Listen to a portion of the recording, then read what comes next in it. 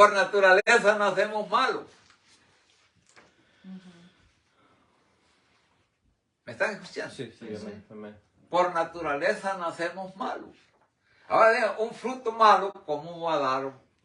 Fruto bueno. Va a Fruto nacer bueno. un árbol bueno. De un fruto malo. No se puede.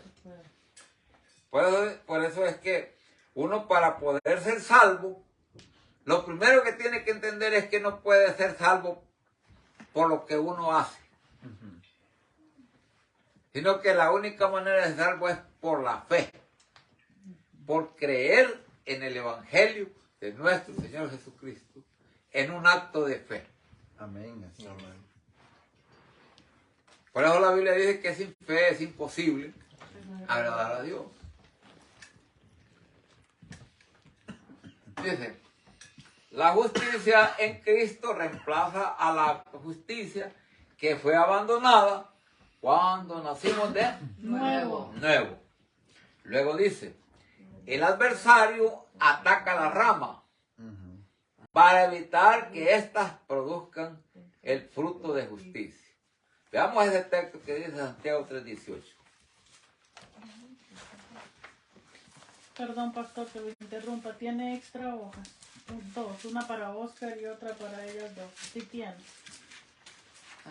Solo tengo uno. Solo una. Pueden utilizar Yo les di esta y la- Flor y yo utilizamos una. Sí, ok, entonces esta para Oscar. Gracias. Entonces, Ya le digo. allá no el texto. Santiago 3. 3:18. Y el fruto de justicia se siembra en paz para aquellos que hacen paz. Ahí está. Por aquí va, Y el por aquí. fruto de justicia se Yo siembra vi en la paz paz que le Para prestaba. aquellos para aquellos que hacen paz. Fíjense que si ustedes son observadores, ese capítulo habla de la lengua. Y y dice de que de una misma fuente brota agua dulce y amarga. No puede brotar. ¿Ah? Pero leámoslo más atrás, por ejemplo. Léame del 9 en adelante. Con ella bendecimos al Dios y Padre, Hablando de la lengua. y con ella maldecimos a los hombres, los cuales son hechos a semejanza de Dios. De una misma boca proceden bendiciones y maldiciones. Hermanos míos, no conviene que estas cosas sean así hechas.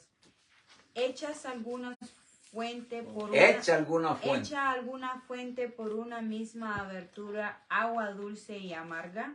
Hermanos míos, ¿puede la Higuera. higuera producir aceitunas o la vid higos? Así ninguna fuente puede hacer agua salada y dulce. ¿Quién es sabio ¿Quién es sabio? quien es sabio y avisado entre vosotros? Muestre por buena conversación sus obras en mansedumbre de sabiduría. Ahí está. Hasta ahí nomás. Entonces podemos ver pues la condición del ser humano sin Dios. ¿Verdad? Se deleita Hablando mal de los demás. halagando a veces a otras personas. Y cuando se enoja, hace todo lo contrario. Hace todo lo contrario. Esa es la condición del hombre sin Dios. Cuando ya las personas tienen a Dios, no se dejan, no hablan así de repente, no, piensan antes de hablar. ¿Por qué? Porque saben que ya no son los mismos. Amén. Enojarse es parte del aspecto emocional de las personas. Enojarse no es pecado. Pero si no se controla el enojo, se puede convertir en pecado al abusar de hablar bajo la ira. Bajo el producto de la ira uno puede insultar a alguien, puede maltratar a alguien. O agredir a alguien. Ajá. O puede herir o asesinar a alguien. Por eso la Biblia dice, airaos, pero no pequéis. No se ponga el sol sobre vuestro enojo. Ustedes van a observar que hay personas que dicen, yo jamás voy a perdonar a alguien. ¿sí? Gente que no puede perdonar. Porque según ellos fueron heridos sin remedio. No hay solución. Y la realidad es que todo tiene solución, dependiendo de cómo nosotros veamos las cosas, ¿verdad? Entonces, eso es una señal de la condición como están las personas. Sigue diciendo la enseñanza. El adversario ataca la rama para evitar que éstas produzcan el fruto de justicia. Si la rama fracasa en resistir los ataques del enemigo, comenzará a producir de nuevo el fruto carnal, lo cual resulta en que la rama sea cortada de la vida. Si uno, por ejemplo, dice, yo soy un hijo de Dios, pero de repente sale con cosas completamente contrarias a la naturaleza divina, inmediatamente no es necesario que la iglesia lo excomulgue. Dios ya lo cortó del libro de la vida. Porque cuando una persona es salva, cuando una persona tiene la experiencia del nuevo nacimiento, Dios escribe su nombre en el libro de la vida. Y cuando aquellas personas vuelven atrás, Dios borra su nombre del libro de la vida. Es lo que mucha gente no entiende. Por ejemplo, cuando la iglesia enseña que hay dos entidades que trabajan para Dios. Nosotros hemos dicho siempre que una es el reino de Dios y la otra es la iglesia de Dios. Entonces, en el reino de Dios se dan las experiencias del Espíritu. En la iglesia de Dios se materializan las cosas del reino de Dios. Por ejemplo, si esta persona hoy entra al reino y luego él viene y se hace miembro de la iglesia, entonces él ha sido favorecido por las dos entidades. Primero, El rey. por la que trata individualmente con él en su interior. Y segundo, por la otra donde se está recogiendo el fruto de todos aquellos que han nacido de nuevo. Por ejemplo, la Biblia habla de un alfolí o un granero. La iglesia es como un tipo de un granero donde se está echando la cosecha. Cada persona que nace de nuevo y entiende el plan de Dios y se hace miembro de la iglesia, entra en el redil de Dios o en el granero de Dios. Por eso la Biblia dice, muchos son los llamados y pocos los escogidos. Mucha gente piensa que solamente cuando uno es salvo ya eso es todo. No. El ser salvo es el primer paso. Después del proceso de enseñanza y usted viene a ser miembro de la iglesia, usted ya viene a ser escogido. Gloria a Dios. Amén. Ahorita que menciona el alfolí, en muchos lugares que predican también, yo ahorita lo estoy entendiendo, el malentendido hacia esa palabra. Porque es cuando piden los diezmos y hacen Sí, traer también se considera el alfolí. ¿O también? Bueno, ok. También se considera el alfolí, pero desde otro ángulo. Ok. Por ejemplo, vaya, un alfolí también es un lugar donde se recoge cosecha, ¿va? Pero el alfolí es un tipo y sombra de la tesorería de la iglesia, donde uno viene a dejar los diezmos y las ofrendas. Bueno, entonces. En el mundo de religiosidad, los líderes religiosos son los dueños del dinero. No tienen quien los supervise. Y ellos hacen lo que quieren con el dinero de los movimientos religiosos que son propiedad de ellos. En la iglesia de Dios, los pastores no tocan dinero, sino que el dinero, cada miembro que es consciente de su responsabilidad como hijo de Dios y miembro de la iglesia y quiere pagar sus diezmos, los va a dejar a la tesorería. Quiere dar una ofrenda, lo va a dejar a la tesorería. ¿Por qué? Porque la iglesia tiene un plan de evangelización mundial y distribuye cada dinero para cada proyecto. Por ejemplo, si recogemos una ofrenda para misiones mundiales, este dinero no se puede ocupar para otra cosa, este es para misiones mundiales. ¿Y qué hacen misiones mundiales? Misiones mundiales capacitan misioneros para enviarlos a lugares donde piden ayuda de la iglesia. Por ejemplo, ustedes saben que hay muchos idiomas diferentes en el mundo. Entonces, a veces la iglesia también tiene que preparar a la gente en el idioma en que va a ir a predicar. Para todo eso se gasta dinero. Claro que todas las ayudas económicas que los hermanos dan en la iglesia no son bajo presión, Así es. sino que son voluntarias. Gloria a Dios. Porque tienen conciencia de que ellos son el cuerpo de Cristo. Amén. Y que Cristo espera que ellos contribuyan a su proyecto, a su plan de evangelización mundial. ¿Entiendes? Por eso nosotros no predicamos casi dinero. Así es. Casi no predicamos diezmos, casi no predicamos ofrendas. Algunos se han ido de nuestras reuniones porque no hablamos de diezmos y ofrendas. No. Pero el problema es que nosotros no estamos interesados en el diezmo y en la ofrenda. Así es. Estamos interesados en las almas. Gloria a Dios. Amén. Gloria a Si Dios. una persona se convierte y quiere pagar diezmo y ofrenda, gloria a Dios. Es el Espíritu de Dios que está trabajando con su espíritu. Ujú. Pero no es porque el pastor lo esté amenazando o lo esté Tratando de agradar. presionando. No hacemos como hacen en la mayoría de iglesias, todos los domingos, diezmos y ofrendas. Todos los domingos, diezmos y ofrendas. Cooperación. No se hace otra cosa, solo diezmos y ofrendas. Esa es toda la doctrina que predica. Sebastián. En cambio, en la iglesia no, usted puede pasar yendo un año a la iglesia y nadie le va a hablar de diezmos y ofrendas. Vamos a hablar de las enseñanzas. Vamos a tratar de enseñar. Ujú. Allá sí el Espíritu de Dios trata con usted. Porque no es bajo cohesión, no es bajo presión, sino es una relación individual y personal con Dios. Amén. Sí es perfectamente.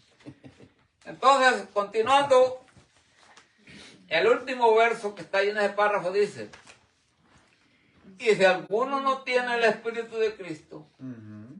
el tal no es de él. Hasta ahí llegó.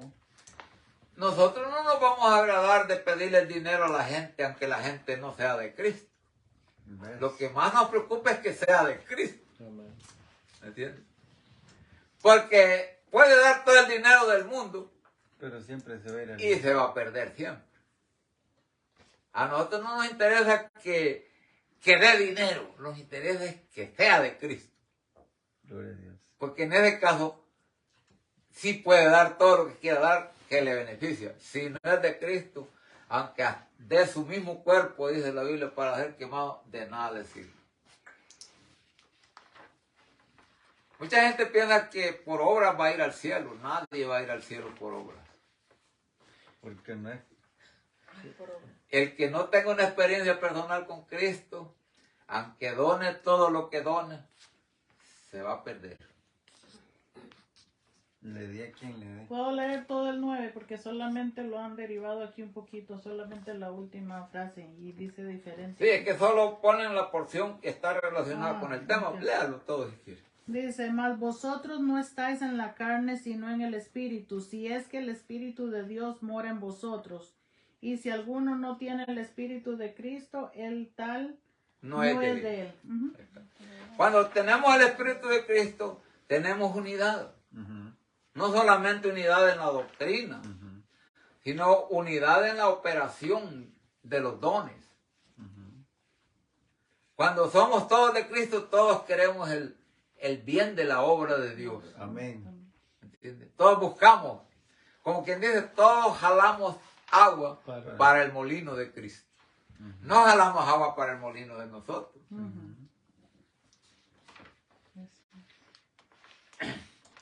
Continuando, dice, el fruto del Espíritu. El apóstol Pablo dice, expone algunos detalles sobre el llevar fruto en su carta a las iglesias de Dios en Galacia. Él describe primero que nada las 17 obras o frutas de la carne, las que ya las leímos, ¿verdad? Frutos de la... Con la anotación y cosas semejantes. ¿Qué quiere decir esto? Que no son solo esas 17. Son más. que son miles. etcétera. Pero como el gran problema es que el pecado no se puede contabilizar, es inmensamente grande la diversidad de formas de pecado. Por eso Pablo dice, no pierda el tiempo queriendo enumerarlas en números porque no se pueden contar. Pero él dice, y cosas semejantes a estas, como quien dice, si tienes esto ya sabes a dónde estás. No hay necesidad de estar. Entonces, dice, Cualquier y todo. y no olvidemos, dice nunca, que y cosas semejantes a estas. Pastor, perdón. Dice cualquier y toda obra de la carne más arriba, después de... Sí, Gálatas. es que yo ya iba más adelante. Cualquier y toda obra de la carne recibirá el mismo castigo. Los que hacen tales cosas, dicen, ¿qué pasa? No heredarán el reino No de Dios. heredarán el reino de Dios. Y no olvidemos, dice nunca, que y cosas semejantes es parte de tal juicio. Pablo expone algunos detalles diciendo que los cristianos nacidos de nuevo llevan frutos semejantes al Espíritu de Cristo. ¿Verdad?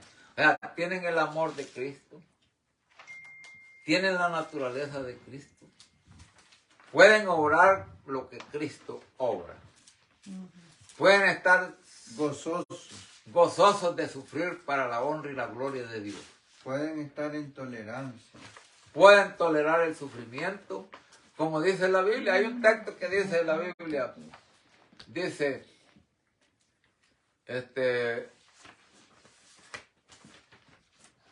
porque la palabra de la cruz, lo dice en 1 Corintios 1:18, si no me equivoco. Porque la palabra de la cruz dice, Porque Es la palabra- más sabio. es locura a los que se es pierden. locura a los que se pierden, Más a los que se salvan más a los que se salvan, es a saber a nosotros, es potencia de Dios. de Dios. Entonces, ¿qué quiere decir? La mayoría de predicadores del Evangelio no predican el sufrimiento de Cristo, porque si predican el sufrimiento de Cristo, dicen ellos, le va a dar miedo a la gente y no van a creer en Cristo. Es cierto. Pero en realidad es lo que debemos predicar. Es cierto. ¿Por qué razón? Porque aquellos que han tenido un encuentro personal con Cristo,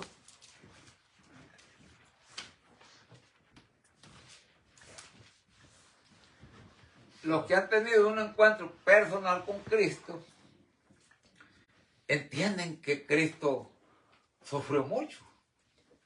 Cierto. ¿Va? Si ustedes observan, Cristo fue entregado en manos de gente malvada y lo hicieron pedazos. Y él no se quejó, la Biblia dice que no abrió su boca. Entonces, si usted es un seguidor de Cristo, usted también debe sufrir con gozo, contento, debe ser dichoso de sufrir por Cristo. Por la obra de Cristo. Si se amarga y no está dispuesto a sufrir por Cristo, usted no es de Cristo. La primera apretón ya está llorando. Ajá. Sí, ¿va?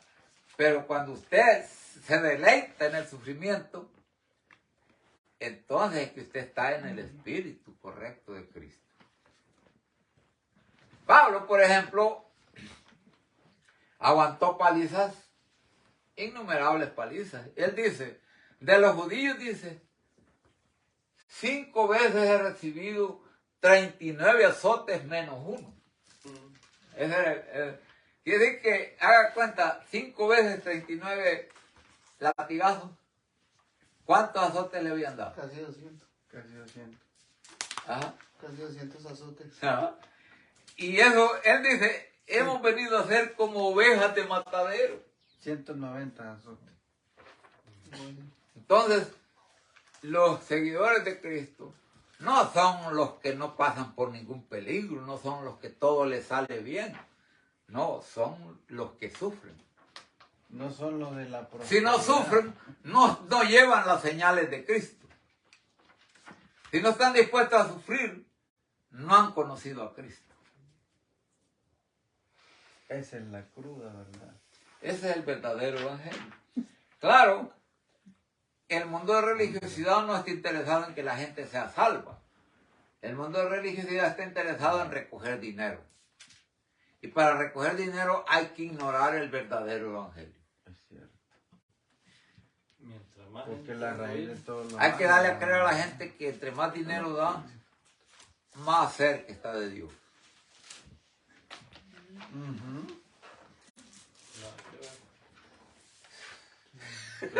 Eso es lo que predomina en el mundo religioso. Amén. Yo tenía familiares que le querían pedir perdón al Señor y todo eso y pagaban misas.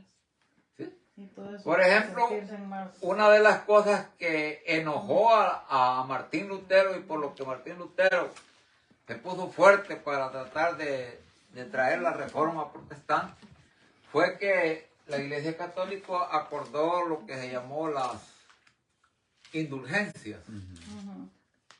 ¿Y qué eran las indulgencias? Las indulgencias eran ofrendas que la gente daba para que sus familiares salieran del purgatorio. Eso significa Entre que más no grande era la justificado. ofrenda, más rápido le decían a la gente que salía del purgatorio. El familiar. Cuando en realidad eso del purgatorio es un invento, no es bíblico. Ay, Señor. ¿Verdad? ¿quién lo saca? Pero el que más dinero tenía era el que más rápido sacaba a su familia del purgatorio. Más rápido llegaba. Que se unan, yo no tengo dinero. Entonces los reformadores, qué barbaridad, dijeron, ¿hasta dónde han llegado estos? Es que se han salido por completo. Y las familias que no tenían dinero y el pobre en el purgatorio. Ahí estaba, hasta que llevaba a los presos. Supuestamente, ¿verdad? Porque en realidad el purgatorio no existe, es un invento. Nomás negocio. Es un negocio. Continuando dice, mas el fruto del Espíritu es, ya lo leyó el hermano, es caridad, gozo, paz, tolerancia, benignidad, bondad, fe, mansedumbre, templanza. Contra tales cosas no hay No hay ley. ley, ¿qué significa? Luego tenemos otra escritura que dice, Efesios 5:9 dice, porque el fruto del Espíritu es en toda bondad y justicia y verdad. Y verdad. ¿Sí? El fruto del Espíritu es en toda bondad, justicia y verdad. El siguiente versículo dice, y el que quisiere ponerte a pleito y tomarte tu ropa, déjale también la capa. Y a cualquiera que te cargare por una milla, ve con él 2. Bien. ¿Qué significa Esto no lo eso? creen algunos creyentes. Ellos creen que eso no es necesario hacerlo.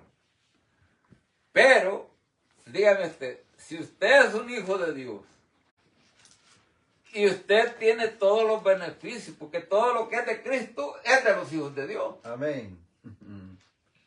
Si alguien le dice, dame eso, pues también llévate esto, le dice usted. Si yo tengo que supla mis necesidades. Esto sirve como cuando alguien viene y le pide algo prestado a uno y no se lo regresa. Entonces no hay que pedirlo, hay que dejarlo. Dice con que más adelante dice, si te piden prestado, no se lo rehúse.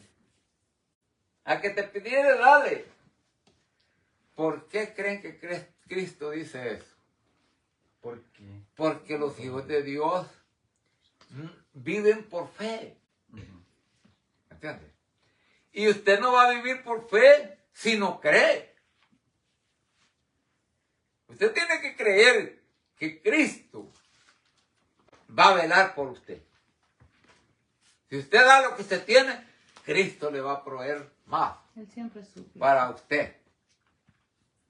Pero usted tiene que demostrar con sus hechos que cree.